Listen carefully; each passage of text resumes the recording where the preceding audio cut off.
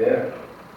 Eu quero convidar aqui para a mesa aquele companheiro que mais defende e luta internamente para que esse partido possa ter uma aliança com o senador, chama Eduardo, vereador Eduardo, presidente da Câmara de Macaé, nosso companheiro, presidente do partido em Macaé. Mas achei justo o Eduardo sentar na mesa conosco aqui, porque ele é um defensor dessa tese, né? E olha que o problema dessa cidade não é repasse de recursos intragovernamental nem intergovernamental, porque tem muito dinheiro, né? Tem muito dinheiro. Vou dar meu companheiro de bancada, deputado Zé Luiz Lance, para participar conosco aqui da mesa também. Nosso companheiro deputado Zé Luiz. Quero registrar Zé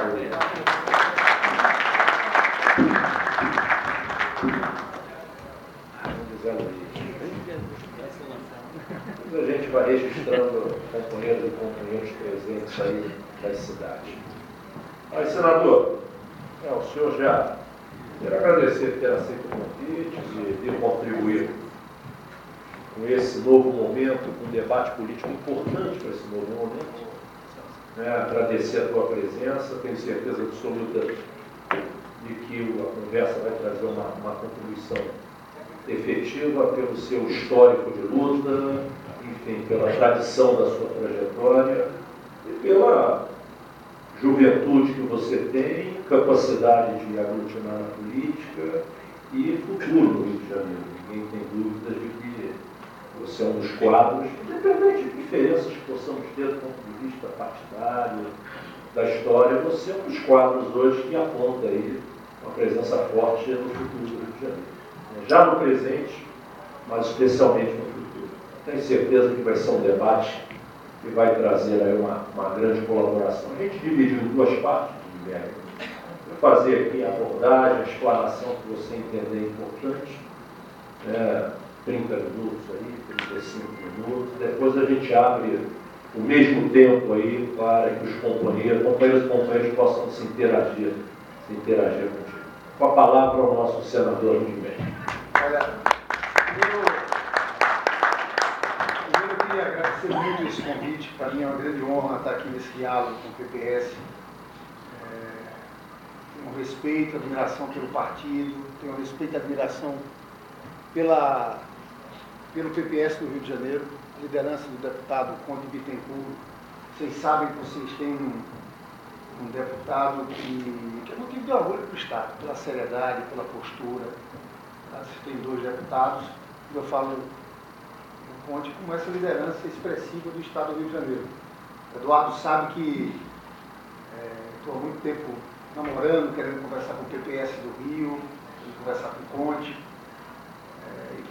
Mas vou deixar isso para o segundo momento. Eu quero mesmo rapidamente falar da minha avaliação do quadro nacional a partir dessas manifestações.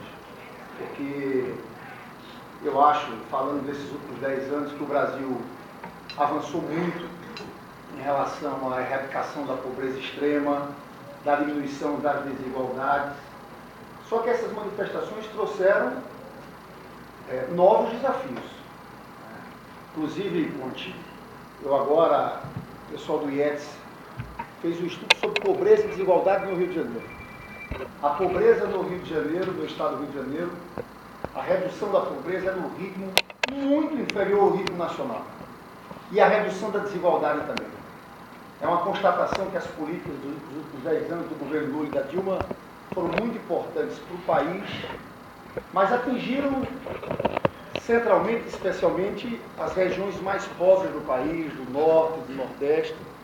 Nos grandes centros urbanos, o impacto dessas políticas foram menores. E eu, desde o começo, essa luz é boa, mas é na cara da gente também. Obrigado.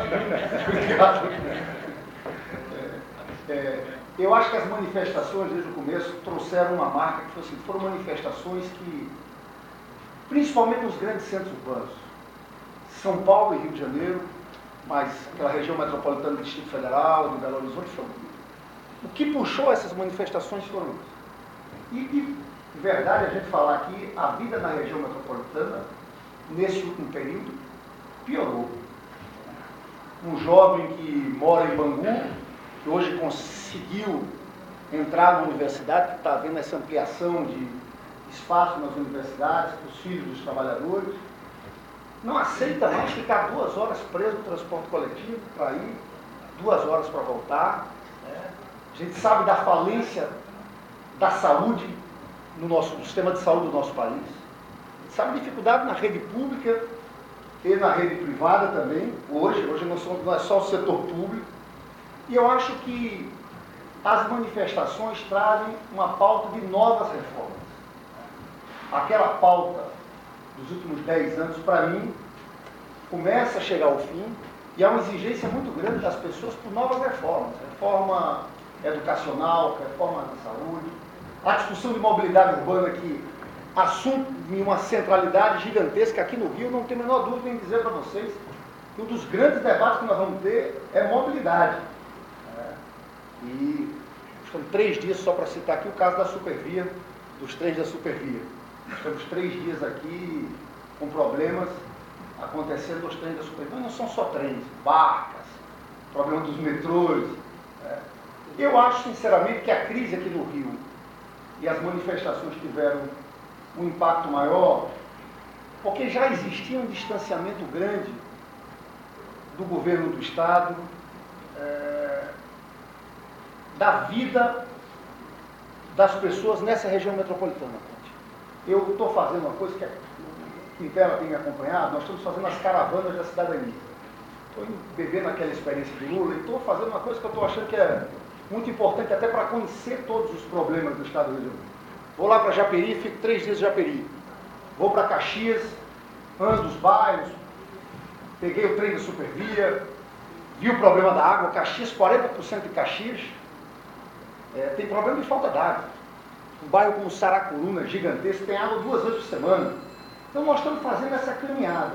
E antes das manifestações, eu não previ manifestações, ninguém previu manifestações, mas a gente já sentia um clima de insatisfação.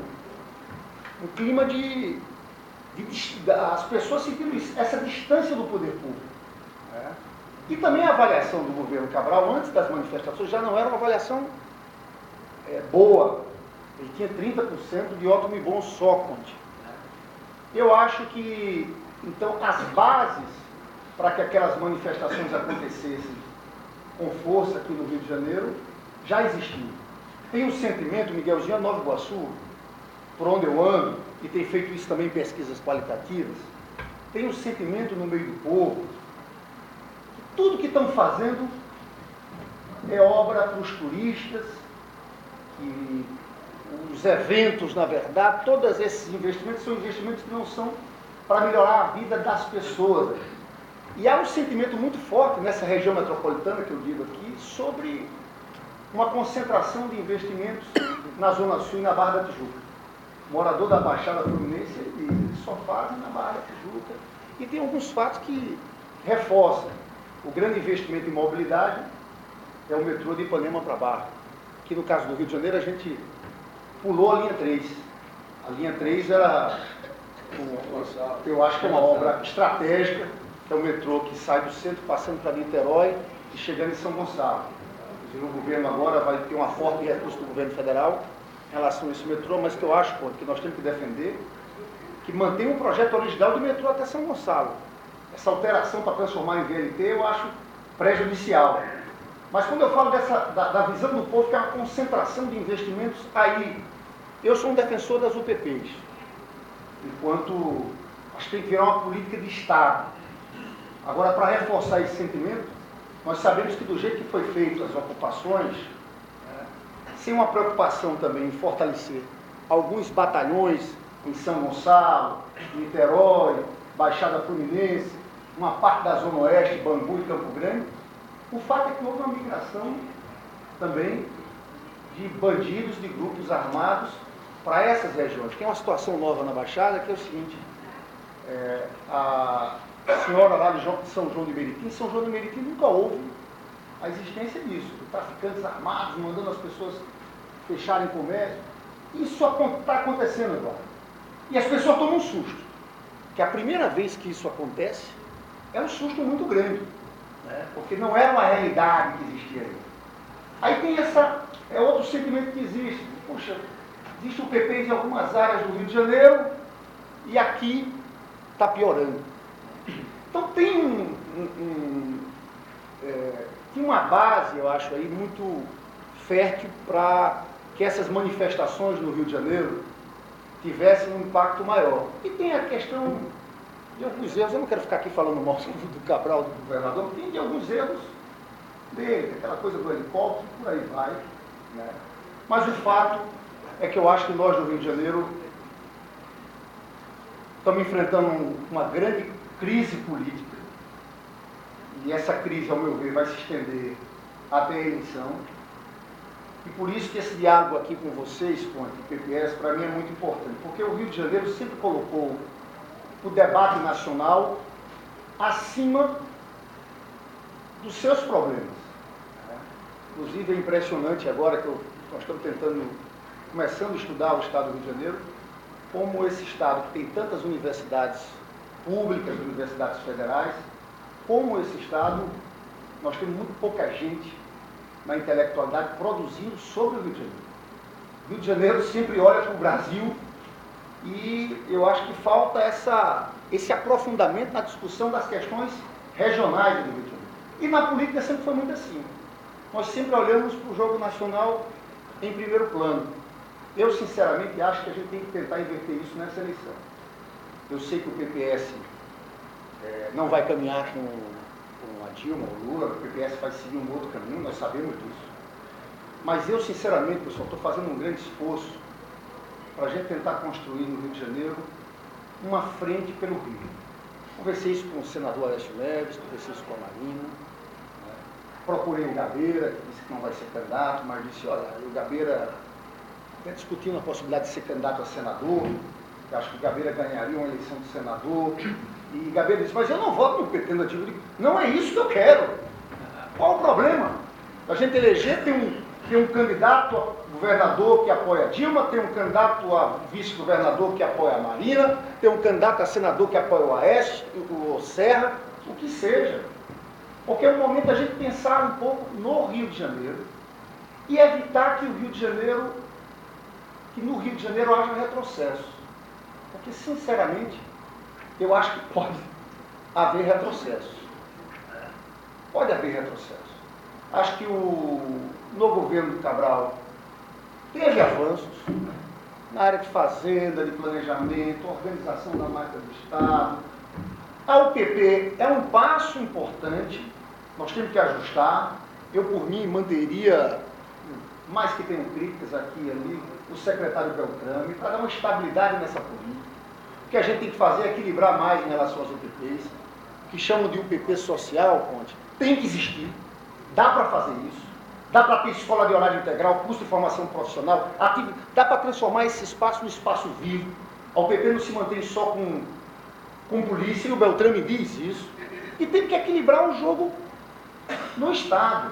Tem uma política de segurança no Estado.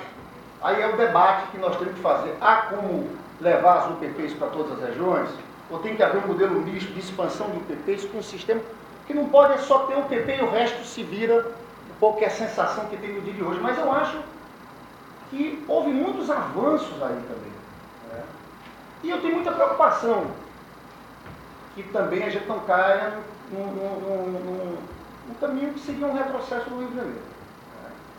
Rio de Janeiro, eu acho que a candidatura do Garotinho é uma candidatura forte, tem rejeição, mas é uma candidatura forte, né? Tem muito peso na Baixada, tem peso no interior. Nós temos o lançamento também da candidatura do Crivella. Eu, sinceramente, acho que, por mais que o MDB acha que máquina só ganha eleição, eu aprendi na minha vida, eu ganhei muitas eleições contra máquinas. Subestimar a capacidade do povo, não é assim. Não é máquina só, vereador, estrutura, dinheiro que ganha eleição. E o Rio de Janeiro é um estado que eu diria que talvez no Brasil onde a máquina tem menos peso.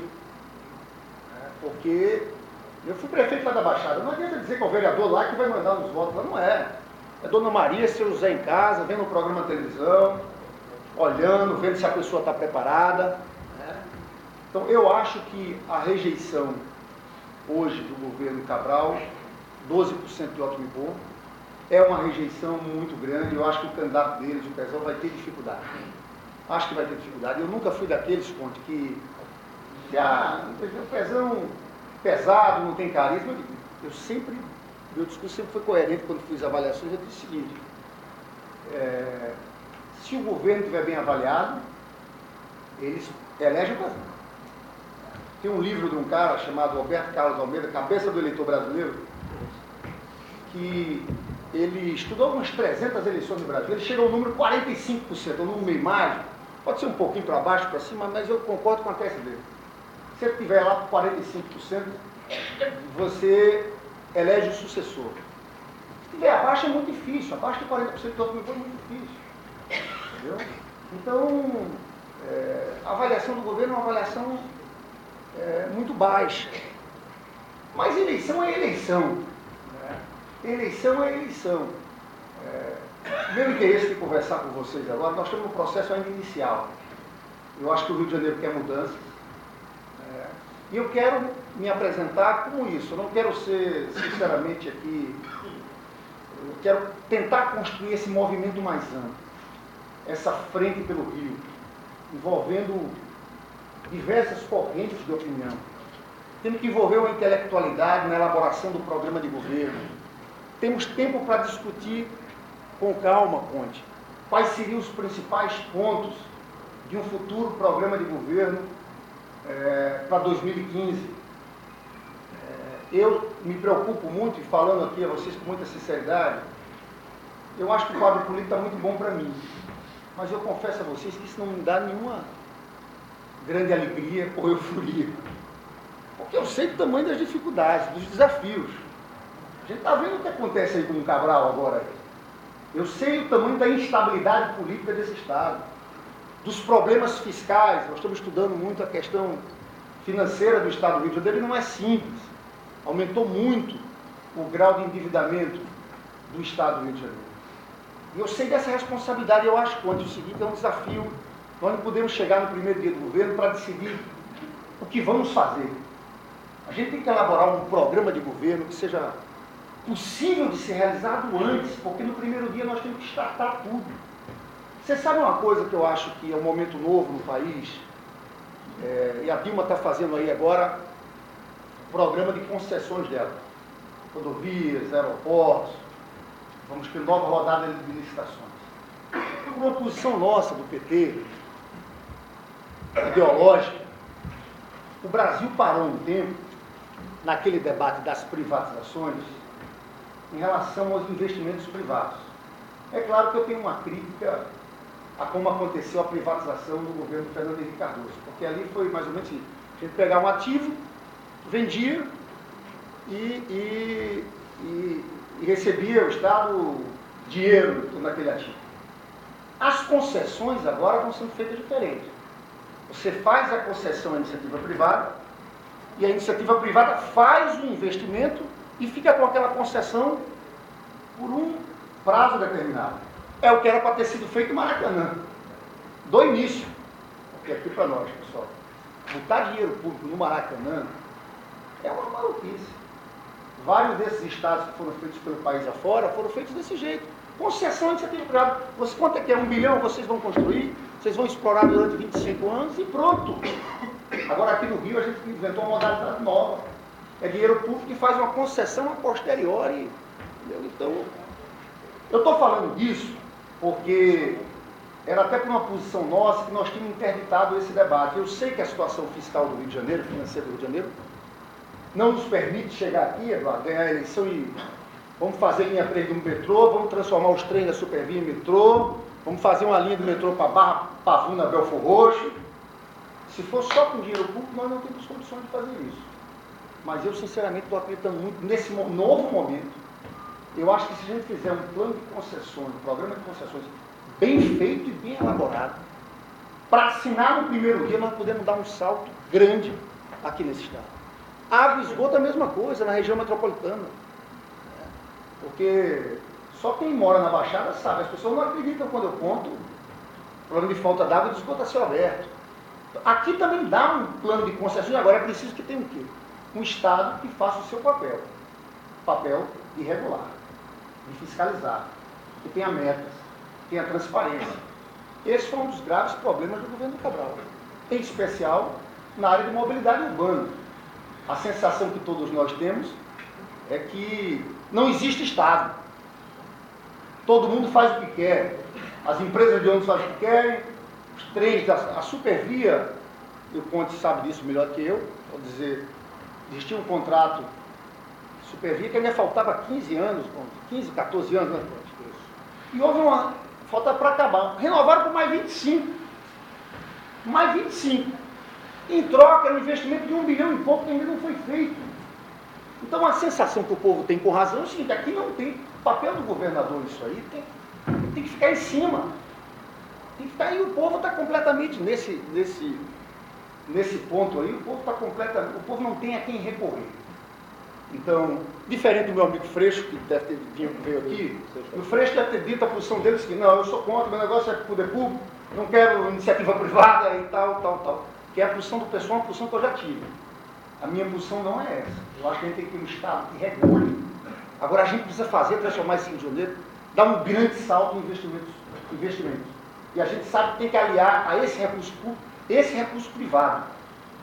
Porque, volto a dizer, a questão da mobilidade urbana, eu acho que vai ser um dos temas centrais. Né? E nós estamos vivendo esse problema aí na CPI da Câmara dos Vereadores, porque o povo, se existe um consenso no meio do povo, é com razão que o povo trata sempre a máfia o povo sabe que do poder que eles têm e de como esse sistema está desorganizado e não respeita a sua vida. Então, eu fiz questão de falar dessa questão da concessão à iniciativa privada, porque eu acho que esse é um caminho para que a gente faça um governo diferente aqui no Estado. O Conte Bittencourt tem a bandeira dele, que é a bandeira da educação, também é algo que é um ponto que eu, como prefeito de Nova Iguaçu, o Gelzinho aqui acompanhou, eu investi muito num projeto chamado Bairro Escola. Eu acho que o Rio de Janeiro tem que dar um salto na educação. Agora melhorou os números do IDEB, era o segundo pior de todo o país, só ganhava do Piauí. E dá pena a gente ver a situação da nossa rede de ensino médio. Com todos os problemas das redes municipais, a sensação que nós temos é o seguinte: você está na rede municipal, está ali, mas quando entra no ensino médio, naquele período de vida decisivo para esse jovem, entre 14 e 18 anos, é uma situação de abandono total. Tentar construir interface entre essa rede de ensino médio com escolas profissionalizantes, tentar discutir um programa de educação, não é nem escola de tempo integral, é educação em tempo integral, vinculando formação profissional, escola, atividades culturais, discutir a entrada desses jovens nas universidades públicas. E eu falo isso porque eu acho que o Rio tem uma nova vocação surgindo para o Rio de Janeiro. Está ligado à inovação tecnológica, que o Rio de Janeiro tem ganho de espaço a partir principalmente da construção do parque tecnológico na UFRJ, porque aqui uma parte dos recursos do pré-sal tem que ser investidos em inovação tecnológica. Isso está abrindo espaço para a gente extremamente interessante. Nós temos que estudar muito a experiência no Vale do Sicílio, tem acontecido no mundo inteiro, mas eu acho que esse é um caminho para o Rio de Janeiro. Como o outro caminho é petróleo e gás. Petróleo e gás, também acho, e tenho conversado com muita gente desse setor, o caminho da indústria do Rio de Janeiro passa por petróleo e gás. Nós temos que virar Houston brasileiro. Nós temos que agregar outros setores da indústria nesse entorno dessa indústria de petróleo e gás. As oportunidades aí não faltam, Conte. Agora, eu sou impressionado com a falta, quando eu falava de educação, de interface, da educação, da formação profissional com esses novos empregos que estão surgindo. Em Vaia Macaé, nosso presidente aqui, eu estava andando pelo noroeste fluminense e todo jovem que me procurava lá dizia o seguinte: Lindenberg, eu quero fazer um curso de salvatagem. É um curso básico para você trabalhar embarcado. E a gente sabe da quantidade de bons empregos que tem surgindo naquela região e da falta de mão de obra. Tem uma coisa aqui que é o seguinte: a falta de uma tecnologia. Tecnologia social existe disso, no mundo inteiro. Mas parece aqui que a gente tem um jovem que nem trabalha nem estuda, que está em determinado lugar, tem um emprego na outra ponta, e não tem esse link. Não se pega esse jovem e dirige aqueles empregos. Porque a situação do Rio hoje é desemprego de menos de 6%, uma situação quase de pleno emprego. Mas se você vai nas favelas do Rio de Janeiro, você encontra ainda algo em torno de 35% dos jovens que estão chamando nem estudam e nem trabalham. E estão desalentados, sem perspectiva. Mas, senhores, eu estou falando tudo isso aqui, eu não quero antecipar. Nós estamos começando a fase inicial ainda, de discussão do que seria esse programa de governo para o Estado do Rio de Janeiro. Acho que no Brasil houve avanços nesses últimos 10 anos em relação a modelos de gestão, que é outra preocupação que a gente tem que ter. Tem um movimento conduzido por empresários nacionais, que eu acho que foi um movimento muito bem sucedido. Gerdau à frente, aquele movimento Brasil competitivo. Aqui no Estado do Rio de Janeiro, a Prefeitura tem o pessoal do Falcone, que trabalha na organização de uma gestão profissionalizada. Aqui no Rio isso avançou em várias áreas, mas eu acho que não chegou a tudo. Não chegou na saúde, não chegou na parte de obras. O Eduardo Campos, lá em Pernambuco, aquele é um exemplo que eu vi onde você tem um compromisso de gestão em todas as áreas de atuação. Você chega lá para conversar com o Eduardo, você tem, ali uma sala de situação. Todas as metas, Secretaria de Educação meta tal, Secretaria de Saúde meta tal, toda reunião tem gestores, toda reunião que você vai lá, um deputado, você vai lá despachar, nós temos uma ata daquela reunião. Acho que o Brasil avançou nisso.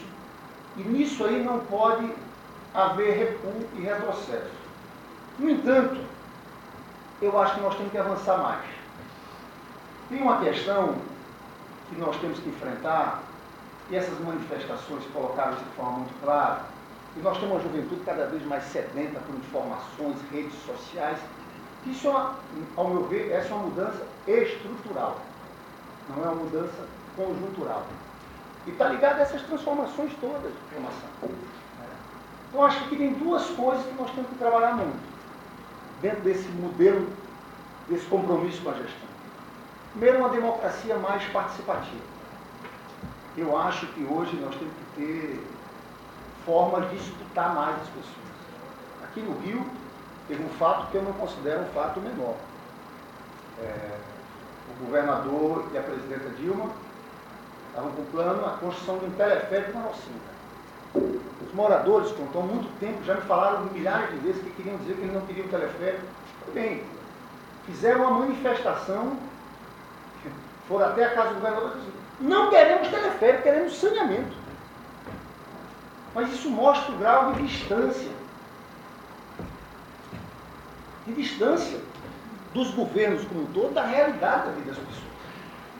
Eu não tenho um modelo pronto, mas a questão de ter uma democracia mais participativa, de ter consulta, de ter diálogo, eu acho que isso é importante. E o outro ponto que a gente tem que avançar radicalmente é na transparência. Eu quero ser governador, sei que estou entrando para ser governador, não quero que exista nada de errado, não quero que exista no meu governo roubo, não quero que exista parte secretário. Essa é a luta. Só que do jeito que está hoje, a institucionalidade, vai que existe um problema numa secretaria de saúde, numa licitação, e o cara diz: o governador. Esse é um problema que eu acho que a nossa institucionalidade ainda está atrasada a esse desafio nosso. Eu acho que a gente tem que apresentar uma coisa nova.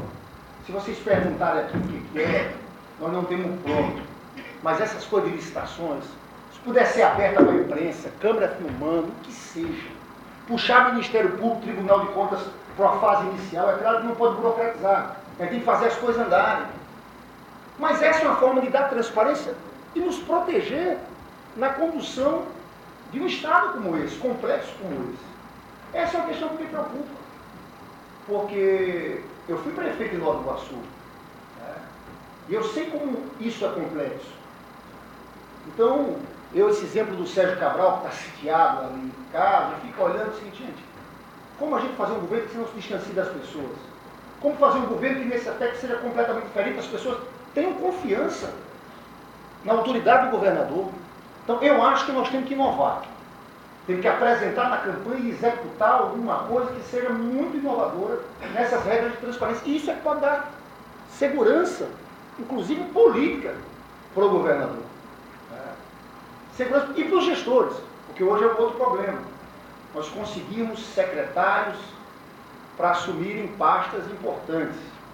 Eu tive, inclusive foi filiado aqui ao PPS, o Luiz Eduardo Soares, o Sérgio Magalhães, que é o presidente do IAB, ambos me ajudaram lá em Nova Iguaçu, mas disseram para mim assim, não quero ser secretário, porque você assina qualquer coisa, aqui tem gente que já teve administração pública, você responde por muito e muito tempo. Então, eu acho que aqui no Estado, Conte, a gente tem que conseguir avançar nisso.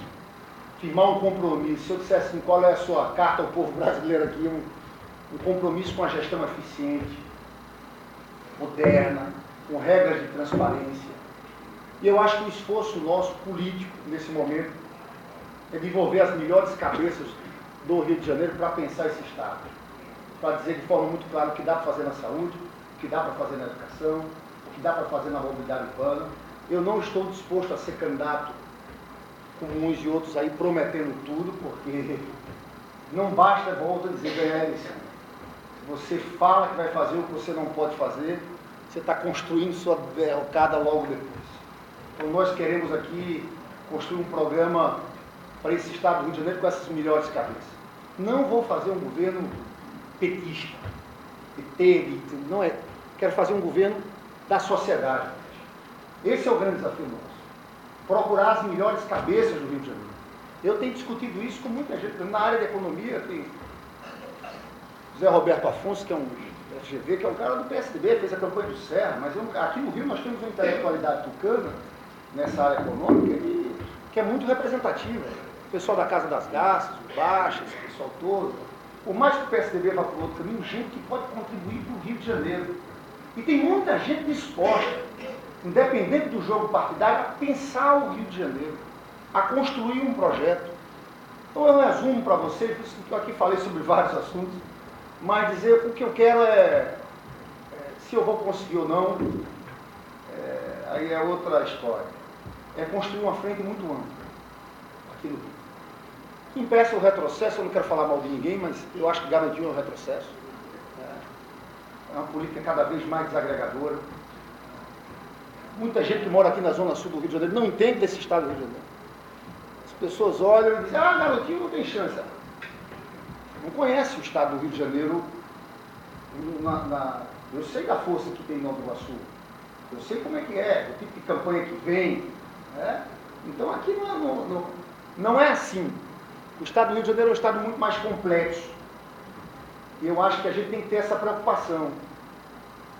Por isso tudo, Conte, que uma aproximação minha com o PPS, um desejo meu grande, significa muito, principalmente pelas diferenças. Porque se fosse só uma aliança, os partidos que estão no campo já da Dilma, é uma coisa. Mas pelas diferenças é que soma muito uma discussão dessa com o PPS. Abre novos canais, né? Simboliza isso que eu quero passar. É de fato essa visão ampla sobre os problemas do Estado. E eu encerro isso, dizer que eu estou nesse namoro, eu sei das diferenças do plano nacional, mas eu tenho uma ótima relação também, eu espero isso na hora H, se tivesse uma aproximação aquilo, porque eu tenho uma ótima relação também com o Freire, que me conhece desde garoto, como líder estudantil, sempre tivemos uma relação muito respeitosa. Então, companheiros, eu quero dizer desse meu desejo, dessa minha vontade, né, de estar perto do PPS, de começar uma discussão sobre o Rio de Janeiro sem compromisso no primeiro momento, mas por isso que eu quero agradecer muito esse encontro aqui. Eu acho que essa reunião aqui com os diretórios, com os parlamentares, com os vereadores, eu acho que é uma grande oportunidade para mim. Por isso que eu agradeço muito esse convite aqui feito por vocês. Eu acho que era isso para a gente começar um bate-papo, tá bom? Muito obrigado.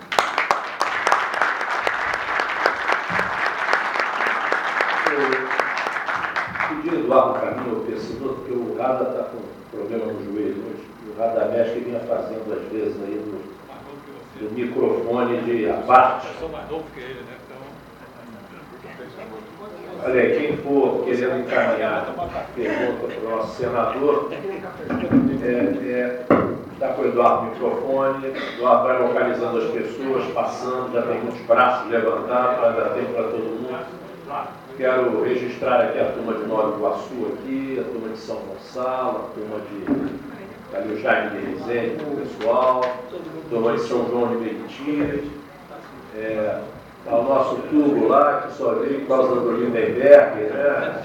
Foi emprestado para a OAB e aparece hoje por causa do Lindenberg, né? Está lá onde? Aqui é tubo, estou vendo ele lá no cantinho, chegou, agora o Lindenberg, então tubo dá. Tá certo, hein, tubo? O Anderson aí, está aqui Mangaratiba, meu filho, está aqui o Luciano, vereador de Arraial do Cabo, chegou ali ouvir, da Nilópolis ali presente, está aqui o nosso vereador de Friburgo, o Alexandre Cruz, com a turma de Friburgo, presidente da Câmara de Magel, Tubarão, estou vendo aqui também, já se incorporou aí. Eu vou falando da turma Angra dos Reis aqui, Angra dos Reis ali presente, já vi também, enfim, vamos falando aos pouquinhos, o vereador João Gustavo também já vi ali chegando, da nossa Niterói. Pouquinhos eu vou localizando todo mundo aí, que essa luz aqui atrapalha um pouquinho, mas vamos lá, Eduardo, quem é o primeiro aí? Aécio. Bom, Lindenberg, é uma alegria grande estar com você aqui. Quero te dizer que teu diagnóstico aí, a forma pela qual você se posicionou com relação a essa pauta de políticas estruturantes aí, a questão da saúde, que você não deu um mergulho, mas eu trouxe aqui, inclusive, uma colaboração. Eu sou presidente do Sindicato dos Hospitais da região leste. Quem está do meu lado aqui, você sabe, é presidente do Sindicato da Baixada dos Hospitais. E a gente tem tido um trabalho intenso, né, no sentido de sensibilizar não só os atores políticos aqui do Rio, mas tivemos a oportunidade de estar com o ministro Padilha em agosto do ano passado, uma audiência com todos os presidentes da federação, e tentamos mostrar a ele que, além da saúde pública no Brasil está vivendo um momento extremamente difícil, como você bem colocou aí, a situação da saúde privada caminha no encilhamento. A nossa realidade hoje, esse diagnóstico que eu estou trazendo para você aqui é da região leste. Nós tivemos nos últimos 15 anos na região o fechamento de 23 hospitais. Nós temos um déficit hoje de leitos, isso está tudo aqui nesse trabalho. Nós temos um déficit de leitos na nossa região hoje de aproximadamente 2.000 e... Leva aqui, Eduardo, pode ser a família lá. Leva para ele. Pode ser a filha. Sempre de trocar aqui. Um pouquinho de 3,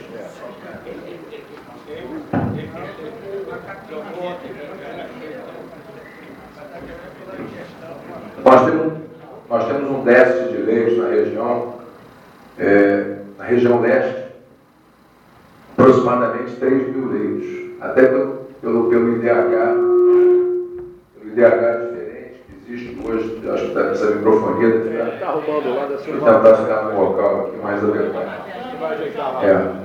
Então nós temos hoje essa deficiência de quase 50% dos leitos na região leste. Hoje, para o município nosso lá, e eu estou incluindo Niterói. Em Niterói nós temos um paradoxo, porque 75% da população em Niterói é atendida por planos de saúde, enquanto 25% pelo SUS. São Gonçalo é o inverso. São Gonçalo é um dos piores municípios em termos de renda per capita do Brasil. Então, eu acho que o grande desafio é exatamente como é que nós podemos, o governo está com uma tentativa agora dos mais médicos aí, enfrentando esse bicho feio que foi a decomposição do SUS ao longo aí desses quase 25 anos aí que se tentou a municipalização. Você colocou muito bem aí, eu acho que o caminho passa por essa questão de ênfase na gestão. Eu acho que esse trabalho que o Gerdau, com o Falcone, e que vários municípios hoje já têm convênios, buscando realmente dar eficiência aos fluxos, aos processos, à qualidade da gestão, eu acho que no Rio de Janeiro, mais do que se faz necessário. E quando você vai para o Sul, por exemplo, você encontra os consórcios de saúde funcionando. Aqui no Rio de Janeiro, você não tem um papel regulador do Estado funcionando como um elemento galvanizador disso e fazendo uma política que realmente devela ao funcionamento desses consórcios. É um absurdo nós, na região leste, por exemplo, lá, não termos um consórcio funcionando na região com hospitais ociosos, hospitais que foram municipalizados, como Lourenço de Freitas, que era um hospital federal, e que custa ao bolso do cidadão hoje mais de 6 milhões e não faz, Lindenberg, 80 cirurgias mês, e as que faz são de baixa e média complexidade. E esse dinheiro está indo pelo rabo. Eu vou ser genérico aqui, porque, na verdade, esse trabalho eu vou entregar a você, que é o trabalho de diagnóstico lá da nossa região leste, vai dizer a você, irmão, que a nossa situação, São Gonçalo principalmente, é dramática. Na mobilidade, na saúde é pior ainda, a saúde é um drama, as filas de pacientes oncológicos hoje, na nossa região, nos últimos 15 anos, não se construiu um hospital, nem estadual, nem municipal e nem federal. Hoje a gente sabe que essa disfuncionalidade, o município tem que arcar com 15%, o Estado com 10%, e a União com uma indefinição de uma PEC que está presa na gaveta desde 2002, e que a nossa Dilma disse que colocaria isso em pauta, e não colocou, e pune, em última instância, o município. Porque, na verdade, o problema da saúde é sim de financiamento, é principalmente sim de financiamento. Então, o que eu queria deixar como sugestão para você é que, se você puder, inclusive, de alguma forma, você tem o seu mandato de senador, houve desoneração de 56 segmentos nessa economia, que a tela está aqui do meu lado, sabe que nós tivemos em Brasília. Os hospitais não foram desonerados. Os hospitais estão quebrados, sucateados, e a Dilma vetou essa prerrogativa de desoneração para os hospitais. Fica aqui até um tom emocional, como a gente vive esse drama no dia a dia. O Guilherme, meu diretor lá no Sindicato da Região Leste, o Armando Amaral, não pôde vir, mas está aqui com a presença do diretor do Sindirio aqui também. Quer dizer, nós temos um diagnóstico, nós tivemos com o ministro, e nós clamamos a você que você possa realmente, de alguma maneira, prototipicar que a saúde pública está numa situação lamentável, e a saúde privada, esse último episódio agora, dos planos de saúde, que o Padilha tirou, eram 150 produtos da maior empresa de medicina de grupo do Brasil, da United, por uma regulação equivocada, que tem que ser revista, que tem que ser revisitada, e que acaba punindo o protagonista do sistema de saúde, que é o hospital. Que quando uma operadora dessa entra em default, quem quebra é o hospital e o usuário acaba sem atendimento. Eu vou deixar esse trabalho com você, à sua disposição, Lindenberg, para qualquer dúvida que você tenha, não só lá no nosso sindicato, que ela participa da federação, nós também participamos da federação e da confederação com o Abraão, que nós pudermos estar ajudando efetivamente num diagnóstico, em alternativas, nós nos colocamos à sua disposição. Muito obrigado. Olha, eu combinei com o Lindenberg aqui, vamos fazer um bloco, 3 perguntas. E eu perguntaria, o Edson puxou uma provocação na área da saúde. Claro que um viés um pouco mais para a questão aí complementar do sistema privado. Alguém gostaria de encaminhar aqui também alguma outra reflexão na questão da saúde, na política da saúde? Alguém aí? Só para a gente olhar. Aqui, Eduardo. Lindbergh, Andrezinho. senador. Está com o Andrezinho ali primeiro. Boa tarde, Lindbergh. Prazer estar aqui contigo. Queria dizer que se eu tenho a veia política, tenho meu sangue correndo política, um pouco por sua causa também, que sou da liderança do Polo, daquela época, nós discutimos juntos, o Watson não vai lembrar de mim, mas a gente esteve juntos naquele período. Na verdade, eu trabalho no Deputado Ponte, mas eu também sou diretor de uma instituição de reabilitação de pessoas com deficiência. Eu sei que é um viés que você defende por causa de família, né? E eu queria deixar aproveitando que foi falado da saúde, nós, como instituição, lá, a Associação Fluminense de Reabilitação em Niterói, nós atendemos 72 municípios para a questão de órtese e prótese e outras questões de reabilitação também pelo SUS. Eu gostaria de perguntar para você como você vê essa questão da reabilitação no estado do Rio, porque hoje nós só temos, para você ter uma ideia, 4 centros de reabilitação, que são 2 em Niterói e 2 aqui no Rio de Janeiro. Né? Aqui em Niterói nós temos a Pestal Base, que não está bem, nós temos a Associação Fluminense de Reabilitação, nós temos a BDR e o SAGA. Né? E, lógico, os municípios do interior ficam a ver navios e tem que trazer as suas pessoas para cá, para o grande centro. Então, eu gostaria de saber a sua posição nessa questão da questão da saúde da pessoa com deficiência. Obrigado, Andrezinho. A terceira pergunta, vereador Alexandre de Friburgo. Senador, Friburgo hoje é um polo de 12 municípios da região serrana. Eu tenho ouvido de muitos lá que o Sérgio Cabral teve um perfil mais de prefeito do que de governador de estado, que o interior ficou à margem. Hoje nós temos o Hospital Municipal Consertão, que atende a cerca de 12 municípios. Esses municípios usufruem do hospital e quem paga as contas acaba sendo Nova Friburgo. Então eu queria ver se, dentro das suas propostas, qual é a visão que o senhor tem para o interior, principalmente para os polos, né? Porque existe, muita gente não sabe, mas é região Serrana 1 e Serrana 2. Friburgo é Serrana 1, Petrópolis é Serrana 2. Mas que tem os hospitais maiores, Petrópolis, seguido de passagem, está a 40 minutos do Rio de Janeiro.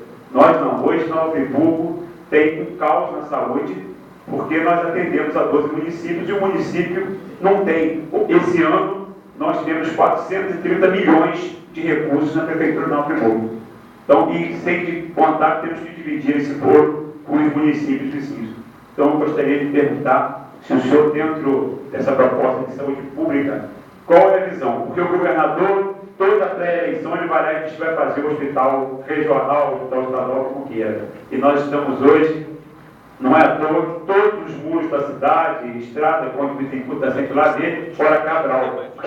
Não tem mais o que aguardar e esperar. Muito obrigado. Continua franqueado aí, saúde ainda. Quero registrar o vereador Zé Vicente de Niterói, que já havia, e o vereador Paulo Henrique de Niterói também, lá em cima, que já vi chegar também. Sejam bem-vindos. Só se eu puder perguntar 2 vezes. Quem está falando?